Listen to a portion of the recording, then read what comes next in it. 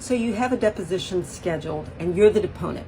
You'll be the one answering questions sitting in the hot seat. Before you get to your deposition, you need to make sure you research the state where the case is pending. Why? Because the elements are different. It depends on the state. What's an element? That's an essential item that you need to prove in order to win your case or to defend against your case. The plaintiff or the person who's bringing the case, they have to prove all of the elements.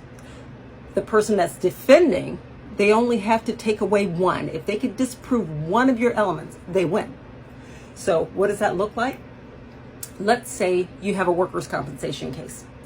Generally, you need to prove three things.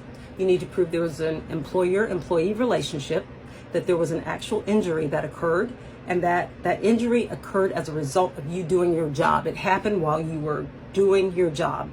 Seems pretty simple, but the research and the state that you were in, that can be pretty tricky. Some states say that workers' compensation, you need at least a certain number, a minimum number of employees in order for it to be effective, in order for you to get workers' compensation. If your employer had 5 people and that state said that workers' compensation is only available for employers who had at least 8 employees, then your claim is going to fail. If your employer decides, you know what, I don't want to pay that, I'm going to say that that person was an independent contractor. Well, if you're an independent contractor, you do not qualify for workers' compensation. So they've taken away one of your elements and all they need is one.